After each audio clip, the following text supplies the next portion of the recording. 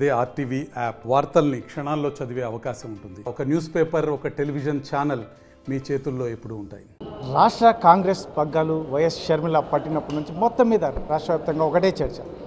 ఏకంగా మహిళని కూడా టార్గెట్ చేసినటువంటి పరిస్థితి. మరి ఇటువంటి పరిస్థితుల్లో రానున్న ఎన్నికలు కాంగ్రెస్ పార్టీ ఎలా ఫేస్ చేయబోతుంది? ఇటువంటి పరిస్థితుల్లో రాష్ట్ర వర్కింగ్ ప్రెసిడెంట్ ఉన్నటువంటి మనతో జంగా గౌతమ్ గారు ఉన్నారు. ఏం చెప్తారు ఆయన మాట్లాడండి. సరే, ఏంటి ముఖ్యంగా రాష్ట్రంలో పరిస్థితులు ఎలా ఉన్నాయి?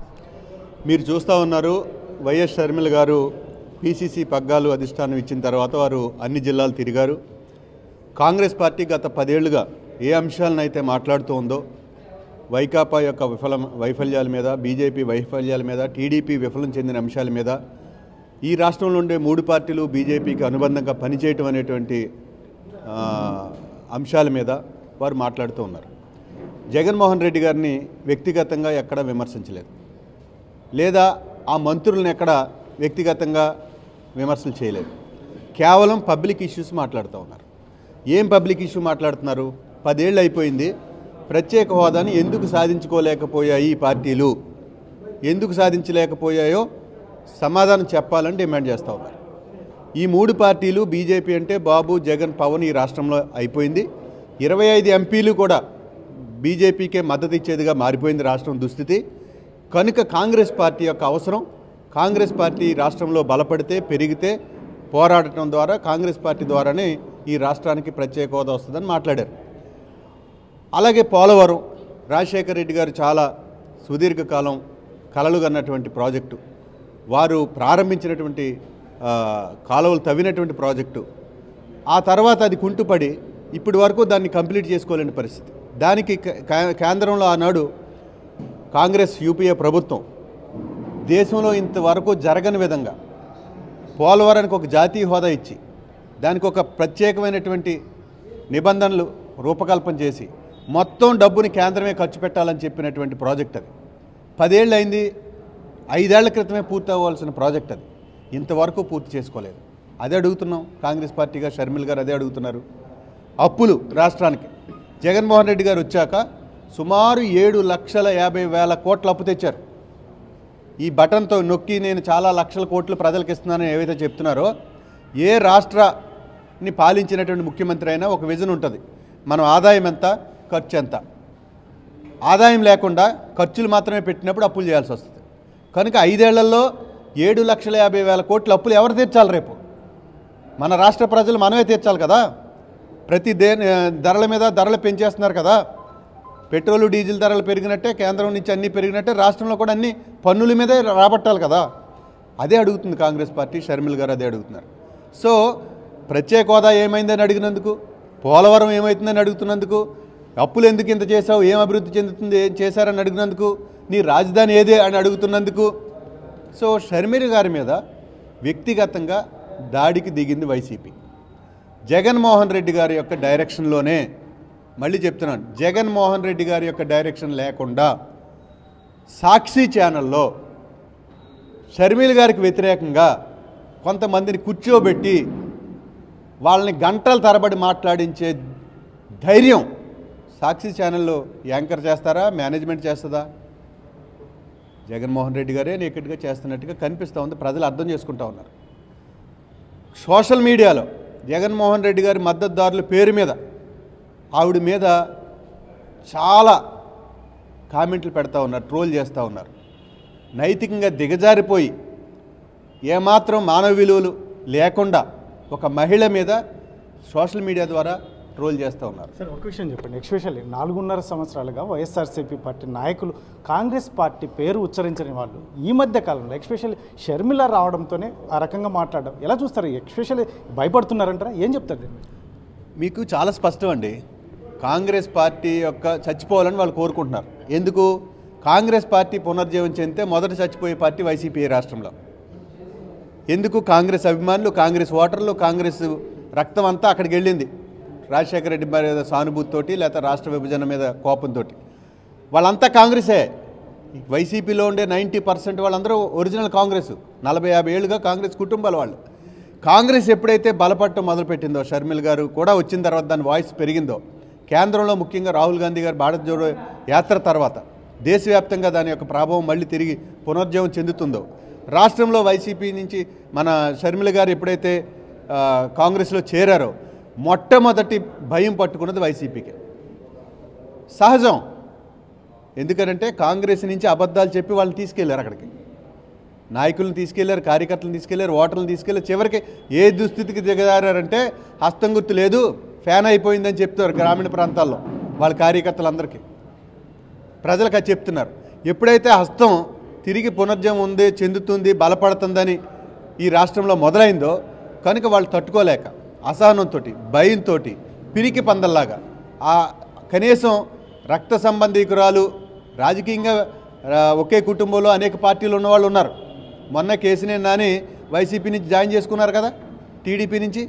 వాళ్ళ అన్న వాళ్ళ తమ్ముడో టీడీపీ కదా. అంటే మీరేమో కుటుంబాలను చీల్చారని అనరు మీరు చేస్తే. షర్మిల గారు కాంగ్రెస్లోకి వస్తే కుటుంబాలను చీల్చేస్తుంది కాంగ్రెస్ అని రాజ్యసభలో మాట్లాడిస్తారు జగన్మోహన్ రెడ్డి, విజయసాయి రెడ్డి చేత.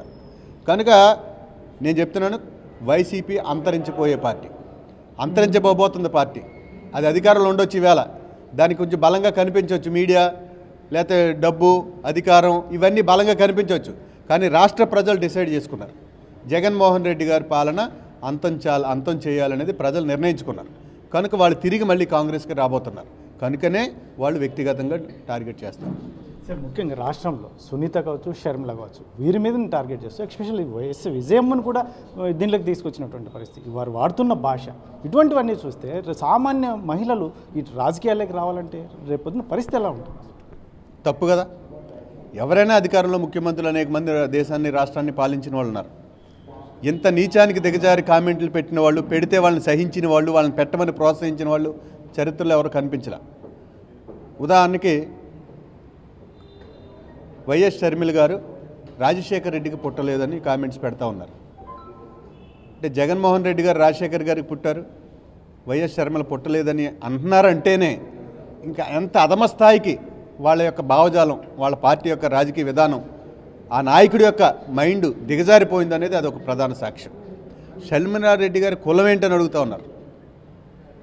షర్మిలమ్మ ఒకవేళ ఇంటర్ కాస్ట్ మ్యారేజ్ చేసుకుంటే అది కూడా క్వశ్చన్ చేసి, ఆ కులాన్ని కూడా అవమానం చేస్తూ, నీ కులం ఏంటని ప్రశ్నిస్తూ అడుగుతూ ఉన్నారు. సో అంటే ఎంత కులతత్వంగా, ఎంత కులతత్వవాదాన్ని జగన్మోహన్ రెడ్డి రాష్ట్రంలో పెంచుతూ ఉన్నాడు కూడా అది ఒక ప్రత్యక్ష సాక్ష్యం. ఇంకా అనేకమైన సునీతమ్మ గారి మీద చంపేస్తామని బెదిరింపులు, నిర్మూలిస్తే పోతుంది కదా అని బెదిరింపులు. కనుకనే కాంగ్రెస్ పార్టీ అన్ని జిల్లాల్లో మేము కార్యాచరణ తీసుకున్నాం. ఎస్పీలకి, డీజీపీకి రిప్రజెంటేషన్లు ఇచ్చి ఈ సోషల్ మీడియా ట్రోల్ చేస్తూ, బెదిరింపులకు పాల్పడుతూ, అనైతిక కామెంట్లు పెడుతున్న వాళ్ళందరి మీద చర్యలు తీసుకోమని కాంగ్రెస్ పార్టీ రాష్ట్ర వ్యాప్తంగా పోలీస్ కంప్లైంట్లు ఇవ్వబోతోంది. మీరైతే కింది స్థాయిలో ఏదో చేయవాలని చెప్పేసి మీరు ప్రయత్నాలు చేస్తున్నటువంటి నేపథ్యంలో కేంద్రం నుంచి, ముఖ్యంగా హైకమాండ్ నుంచి ఇంతవరకు ఈ ఖండించడం కానీ ఇలాంటి హై స్థాయిలో, ఎందుకంటే మాజీ మంత్రులుగా చేసిన, కేంద్ర స్థాయిలో మంత్రులుగా చేసిన వాళ్ళ నుంచి ఎక్కడ దీన్ని అసలు ఖండించకపోవడం చాలా విడ్డూరంగా ఉందని ప్రజలు కూడా మాట్లాడుతారు. ఎలా చూస్తారు? లేదు, కాంగ్రెస్ పార్టీగా మేము తీవ్రంగా ఖండిస్తున్నాం. మేము తీవ్రంగా మా శ్రేణులన్నీ మాట్లాడుతున్నాం. మేము టీవీ డిబేట్లో మాట్లాడుతున్నాం, ఇట్లా మాట్లాడుతున్నాం, ప్రెస్ మీట్లో మాట్లాడుతున్నాం. ఈవేళ నుంచి కూడా మేము రాష్ట్ర వ్యాప్తంగా పోలీస్ కంప్లైంట్లు ఇవ్వడానికి సిద్ధపడుతున్నాం. అవసరమైతే ప్రైవేట్ కేసులు కూడా రేపు నుంచి నమోదు చేయబోతున్నాం. సునీత అమ్మగారు, ఆవిడ కాంగ్రెస్ పార్టీ సభ్యురాలుగా అఫీషియల్గా లేకపోయినా కూడా ఆవిడ మీద జరుగుతున్న ట్రోల్కి, షర్మిలమ్మ మీద జరుగుతున్న ట్రోల్కి హైదరాబాద్లో కంప్లైంట్ ఇచ్చింది, ఆల్రెడీ కేసు బుక్ అయింది, ఇవాళ పేపర్లో కూడా వచ్చింది. కనుక లీగల్గా కూడా మేము తగిన చర్యలు తీసుకోమని ప్రభుత్వాలను కోరుతాం. అయితే కేంద్రంలో ప్రభుత్వం, రాష్ట్రంలో ప్రభుత్వం మేము ఇచ్చే కంప్లైంట్ల మీద చర్యలు తీసుకోవు. ఎందుకనంటే వాళ్ళే చేస్తున్నారు కనుక, ప్రభుత్వమే మద్దతుదారిగా ఉండిపోయే దుస్థితి వచ్చింది కనుక. అయినా ప్రజలకు చెప్తాం, మీడియా ఉంది, సోషల్ మీడియా ఉంది, మా కార్యకర్తలు ఉన్నారు, ప్రజలు ఉన్నారు. ప్రజలే దీన్ని తేల్చాల ఎవరు అనైతికంగా ఈ రకంగా చర్యలకు పాల్పడుతున్నారు.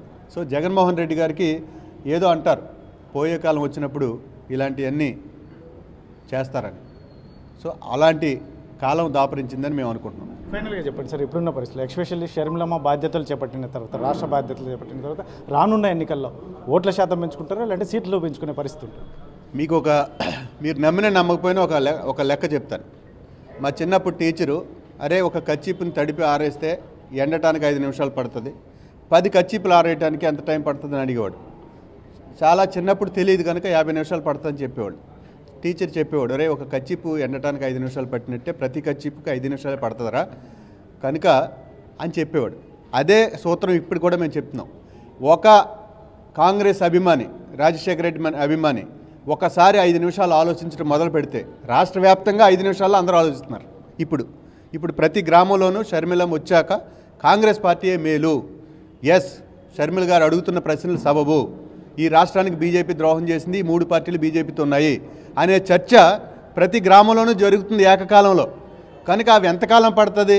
ఒక్కొక్క గ్రామం మార్చుకుంటూ రావాల్సిన అవసరం లేదు. ఈవేళ ఉన్న మీడియా, ఈవేళ ఉన్న సోషల్ మీడియా టెక్నాలజీ వల్ల ప్రతి ఊర్లోనూ ఈవేళ చర్చ జరుగుతుంది కాంగ్రెస్ మీద. కనుక రాష్ట్ర వ్యాప్తంగా సడన్గా కాంగ్రెస్కి ప్రజలు, పాత కాంగ్రెస్ శ్రేణులందరూ సడన్గా కాంగ్రెస్ వైపు మళ్ళినా మీరు ఆశ్చర్యం లేదు. దాన్ని బట్టి ఆ ప్రజల యొక్క చైతన్యాన్ని బట్టి కాంగ్రెస్ ఫలితాలు ఆధారపడి ఉంటాయి. మా వరకు మేము సిన్సియర్గా వ్యక్తిగతంగా ఎవరిని దూషించదలుచుకోలేదు, పార్టీ ప్రజల యొక్క అంశాలని మేము మాట్లాడదలుచుకున్నాం. Thank you.